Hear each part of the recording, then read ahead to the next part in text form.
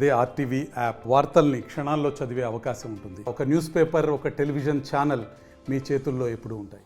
Komatireddy Susheelamma foundation తోటి ఏదైతే జనగామలో వృద్ధాశ్రమం నెలకొల్పడం జరిగింది. దీనికి సంబంధించి ప్రారంభానికి ఏదైతే పంచాయతీరాజ్ శాఖ మంత్రి సీతక్క రావడం జరిగింది. అలాగే గెస్ట్గా పాలకుర్తి నియోజకవర్గ ఎమ్మెల్యే శశిని రెడ్డి ఉన్నారు. వారిని అడిగి తెలుస్తున్నారు. చెప్పండి మేడం, అంటే ఏ విధంగా ఉంది వృద్ధాశ్రమం చూసిన తర్వాత? ఇది వృద్ధాశ్రమం కాదు, పెద్దల ఆశ్రమం అని అందమని ఇందాకనే సీతక్క గారు కూడా చెప్పిండ్రు. నిజంగా కూడా ఇది ఎంతో బ్రహ్మాండంగా ఉంది. ఏదో కట్టినమా అంటే కట్టినం అన్నట్టు కాకుండా వాళ్ళకి ప్రతి ఒక్కటి కూడా వాళ్ళకి నచ్చే విధంగా ఉండేటట్టు పెద్దవాళ్ళకి అట్లా కట్టిండ్రు. ఆడిటోరియం ఉంది, ఇక్కడ హాస్పిటల్ రూమ్ ఉంది, ఇంకా కిచెన్ అండ్ అన్ని ఫెసిలిటీస్ కూడా ఒక 5 స్టార్ హోటల్ లాగా ఉన్నాయి. మరి చూసినట్టయితే చెట్లు ఇదంతా కూడా ఒక ఫామ్ హౌస్ లాగా ఉంది. పెద్దవాళ్ళు ఎప్పుడైనా సాయంత్రం పూట వచ్చి కూర్చొని 4 ముచ్చట్లు చెప్పుకుంటారు పెద్దోళ్ళు అంటేనే. మరి వాళ్ళకి కూర్చోడానికి చెట్ల కింద మంచిగా చాలా బాగుంది వాతావరణం అంతా కూడా. మరి ముఖ్యంగా ఈ వృద్ధాశ్రమము అనేది ఈ మధ్యకాలంలో చాలా మందికి అవసరం పడుతుంది. ఎందుకంటే ఒక వయసు దాటినాక మహిళలని, పెద్దవాళ్ళని, ముఖ్యంగా ఎవరైనా వృద్ధులని ఇంట్లో ఉంచుకోవడానికి ఇబ్బంది పడుతున్నారు, ఈ జనరేషన్ వాళ్ళైనా ఎవరైనా. కానీ అందరూ కూడా ఒకటి ఆలోచించాల్సింది ఏంటంటే, ఆ రోజు మనం ఎప్పుడైతే పుట్టినాక ఆ తల్లి మనం చూసుకునే విధానంని గుర్తుంచుకోవాలి, అది మర్చిపోవద్దు. రేపు మన పిల్లలు కూడా మనని అదే విధంగా ట్రీట్ చేస్తారు. రేపు అదే పరిస్థితి, ఇప్పుడు మనం ఎట్లయితే వాళ్ళని వృద్ధాశ్రమంలో వేస్తున్నామో రేపు మనని కూడా అట్లనే వృద్ధాశ్రమంలో వేస్తారు అన్నది ఒకటి గుర్తుపెట్టుకోవాలి అందరు కూడా.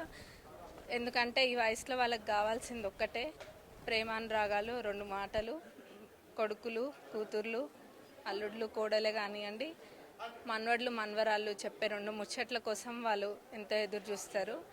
అది వాళ్ళల్లో ఎంతో బలాన్ని నింపుతుంది. అది వాళ్ళు ఒక సంవత్సరం బతికేది 2 సంవత్సరాలు బతుకుతారు.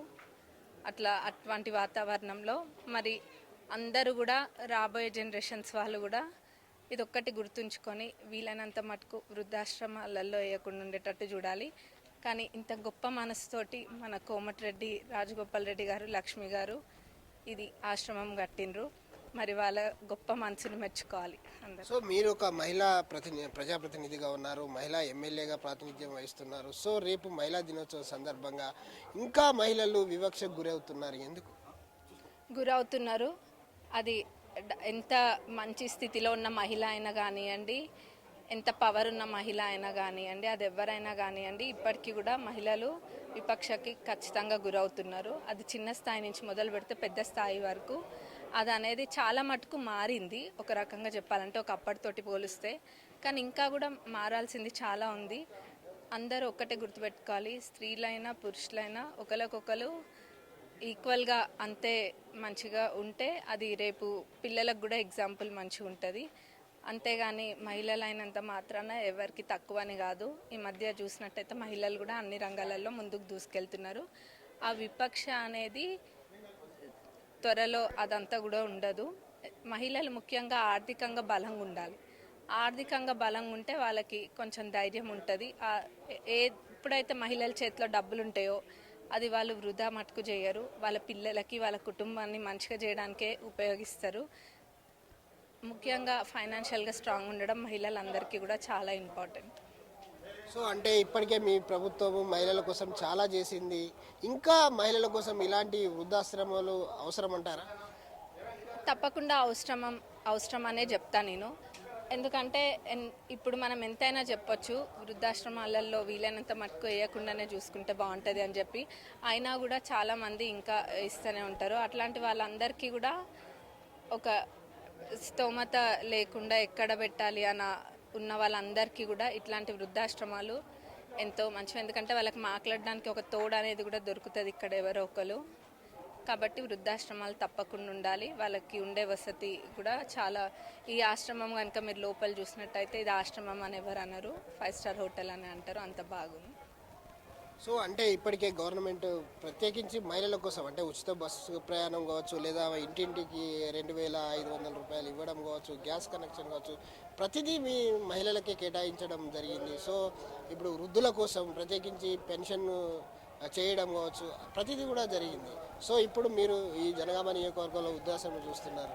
సో మీకు మీ నియోజకవర్గంలో ఇప్పటికే సీతక్క మంత్రి గారు చెప్పారు, నియోజకవర్గానికి ఒకటి ఏర్పాటు చేయాలి, ప్రభుత్వం ఏర్పాటు చేస్తుంది, ఆ దిశగా మేము కూడా అడుగుతామని చెప్పేసి అనడం జరిగింది. సో మీకు దీన్ని చూసిన తర్వాత మీరు ఒక అమెరికాలో ఉండొచ్చారు, అమెరికాలో మీరు లేండి, మాకు స్కిల్ డెవలప్మెంట్ సెంటర్కి శంకుస్థాపన చేసిండ్రు కదా, అదే ల్యాండ్లో వృద్ధాశ్రమంది కూడా ప్లాన్ ఉంది ఫ్యూచర్లో. చూడొచ్చు. కాంగ్రెస్ నాయకురాలు ఝాన్సీ రెడ్డి ఉన్నారు, ఝాన్సీ రెడ్డిని అడుగుదాం. చెప్పండి అమ్మా, ఎలా అనిపిస్తుంది మీకు? వృద్ధాశ్రమం చూశారు, ఏ విధంగా? చాలా బాగుందండి. అంటే ఇదొక రిసార్ట్ లాగా ఉంది. అంటే ఇక్కడ కొబ్బరి చెట్లు కానీ, అంటే ఫ్రెష్ ఆక్సిజను, అంటే వృద్ధులకు కూడా బయటకు వచ్చి ఇట్లా వాకింగ్ చేసినప్పుడు చాలా ఫ్రెష్ ఎయిర్, దాంతోపాటు మంచి ఆక్సిజను. సో మరి అదేవిధంగా ఇక్కడ మీరు ఎంత డబ్బు పెట్టినా కానీ ఇంత మంచి ఫెసిలిటీ దొరకదు. ఈ స్పెషల్లీ ఈ జనగాం ఏరియాలో కానీ మేము ఇక్కడ చూసినంత లెక్క కూడా ఎంత మంచి ఫెసిలిటీ లేదు. సో ఇది చాలా బాగుంది. సో అదేవిధంగా రేపు మా ఇంటర్నేషనల్ ఉమెన్స్ డే. సో మన ఉమెన్స్ అందరికి కూడా హ్యాపీ ఇంటర్నేషనల్ ఉమెన్స్ డే.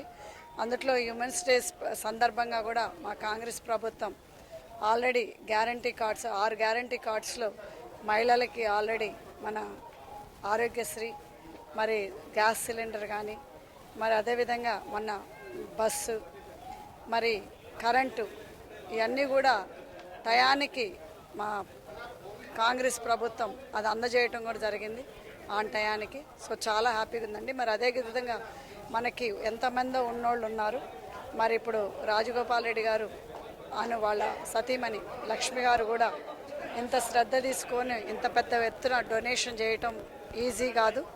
ఇదంత మంచిగా డొనేషన్ చేసినందుకు వాళ్ళకి అంత పెద్ద మనసు ఉండటం కూడా చాలా సంతోషం. సో ఇది అందరి తరపున, వృద్ధులందరి తరపున కూడా లక్ష్మి గారికి కానీ రాజగోపాల్ రెడ్డి గారికి కానీ చాలా చాలా థ్యాంక్స్ చెప్తున్నా. Thank you. అంటే పురుషులతో సమానంగా దూసుకుపోతున్న మహిళలు ఇప్పుడు చూస్తున్నాం మనం జనరేషన్. ఇంకా మహిళలకు ఎక్కడో ఒకడ వివక్ష అనేది కనబడుతుంది. రాజకీయాల్లో ఎందుకు మహిళలు ఎక్కువ రాలేకపోతుంది? అంటే ఒకటండి, ఇప్పుడు మహిళలు ఏమవుతుందంటే ఇప్పుడు మనకి 50% మనకి సర్పంచులు అవ్వాలని ఆనాడు మన రిజర్వేషన్ తెచ్చుకున్నాము. మరి ఇప్పుడు కూడా మహిళలు పదవులు తీసుకొని హస్బెండ్లే ముందుండి నడుపుతున్నారు. సో అదనేది ఇంకా రాబోయే కాలంలో చేంజ్ ఉండాలి. ఎందుకంటే మహిళలకు యూజువలీగా ఏమనుకుంటామంటే బయటికి పోతే మాట్లాడితే ఏమనుకుంటారు, బయటికి ఎట్లా అన్నింటే బయటికి తిరుగుతుంటే ఏమనుకుంటారు అనే వాళ్ళకే ఐ థింక్ వాళ్ళు షైనెస్ ఫీల్ అయ్యి అట్లా జరుగుతుంది. బట్ ఇప్పుడు మీరు తెలిసినట్టయితే 2028లో ఎలక్షన్స్లో మరి మన కాంగ్రెస్ ప్రభుత్వం 32% మహిళా రిజర్వేషన్ కూడా ఇచ్చింది. మరి ఇప్పటి వరకు మనకున్న సర్పంచ్దే కాకుండా ఇప్పుడు మన నేషనల్ పాలిటిక్స్లో కూడా కాంగ్రెస్ రిజర్వేషన్ ఇవ్వడం జరిగింది. సో దానివల్ల మా మహిళలు కూడా ఇంకెక్కువ రావాలని కోరుకుంటున్నాం. సో అది అనేది చేంజ్ అవుతుంది. అంటే వాళ్ళకు ఒక ఫ్రీడమ్ అనేది ఇవ్వాలి. సో మహిళల మీద కూడా మనకు నమ్మకం ఉండాలి. ఎందుకంటే మనకు ఒక్కోసారి నమ్మకం లేకపోతే కూడా వాళ్ళకి మనం వెనకుండి ముందుని పుష్ చేసి చేపియాలి తప్పితే మనమే ముందుండి నడిస్తే మాత్రం వాళ్ళకి ఎప్పుడు కూడా ఆ కాన్ఫిడెంట్ రాదు. సో చూడొచ్చు, యశస్విని రెడ్డి గారు సోషల్ మీడియాలో వైరల్ అవుతుంది, మంత్రి కాబోతున్నారు, ఐటీ శాఖ మంత్రి అని చెప్పేసి ఇప్పటికే సోషల్ మీడియాలో వైరల్ అవుతుంది. ఏ విధంగా చూడొచ్చు? అధిష్టానం నిర్ణయం అండి అది, అందులో మనం చేసేది ఏముంటుంది అంతే. సో ఏమైనా గ్రీన్ సిగ్నల్ అలాంటిది ఏమన్నా? అట్లాంటివి ఏం లేవండి, ఏమైనా ఉంటే తెలుస్తుంది కదా. అట్లా ఇప్పటికే మీరు చూసుంటారు సోషల్ మీడియాలో యశస్విని రెడ్డికి ఐటీ శాఖ మంత్రి అని చెప్పేసి వస్తుంది. ఈ వార్తలు ఏ విధంగా? వార్తలు ఇంకా మీకు తెలియదు ఏముంది, వార్తలు వస్తాయి రోజు, అట్లేం లేదండి. ఏమైనా ఉంటే తెలుస్తుంది. అధిష్టానం ఏ నిర్ణయం తీసుకున్నా సంతోషం. రేపు మహిళా దినోత్సవం, ముఖ్యంగా మహిళలకు ఏం చెప్తారు? మహిళలకు నేను చెప్పేది ఒక్కటే, అందరూ ధైర్యంగా ఉండి అన్ని రంగాల్లో ఇప్పటికే మన మహిళలు అన్ని రంగాల్లో దూసుకుపోతుండ్రు. ఇంకా అంతే ధైర్యంతో మహిళలు అందరూ కూడా వాళ్ళకి ఏదైతే చేయాలని ఉందో ఎటువంటి ఆలోచన లేకుండా అవి మంచి పనులు తప్పకుండా వాళ్ళు చేయొచ్చు. ఎవరో ఏదో అనుకుంటారని ఏ మహిళలు ఆలోచించాల్సిన అవసరం లేదు. మరి అట్లనే మహిళా ఉమెన్స్ డే అని మనం పెట్టుకున్నాము. ఉమెన్స్ డే రోజు ఏదో ఫోటోలు పెట్టడము, హ్యాపీ ఉమెన్స్ డే అని చెప్పుకోవడం కాదు. ప్రతిరోజు ఉమెన్స్ డేనే ఉండాలి, ప్రతిరోజు మదర్స్ డేనే ఉండాలి, ప్రతిరోజు ఫాదర్స్ డే, ప్రతిరోజు అన్నీ ఉండాలి. ఏదో ఒక్కరోజు పెట్టుకున్నామని అదే రోజు కాదు. మనం అనడమే కాదు, మన చేతలు కూడా అదే విధంగా ఉండాలని నేను మహిళలందరికీ కూడా చెప్తాను. చూడొచ్చు ఏదైతే మహిళా దినోత్సవం రేపు కాబట్టి మహిళలంతా కూడా అధైర్యపడవద్దు, ధైర్యంగా ఉండాలి, అన్ని రంగాల్లో మహిళలు ముందుండాలి. అలాగే రాజకీయాల్లో కూడా మహిళలు భాగస్వామ్యం కూడా పెరగాలి. ఆ దిశగా ఈ రాష్ట్ర ప్రభుత్వం అడుగులు వేస్తూ ఉంది. ఇప్పటికే ఏదైతే వృద్ధాశ్రమం జనగామలో నెలకొల్పారో అదే స్థాయిలో పాలకుర్తిలో కూడా నెలకొల్పుతామని చెప్పేసి అయితే పాలకుర్తి నియోజకవర్గ ఎమ్మెల్యే యశస్విని రెడ్డి చెప్తా ఉన్నారు. కెమెరామెన్ రాజుతో విద్యాసాగర్, RTV న్యూస్, జనగామ. మరిన్ని వీడియోస్ కోసం ఛానల్ ని సబ్స్క్రైబ్ చేయండి. లేటెస్ట్ అప్డేట్స్ కోసం వాట్సాప్ ఛానల్ ని ఫాలో చేయండి. అండ్ లింక్ డిస్క్రిప్షన్ లో ఉంది.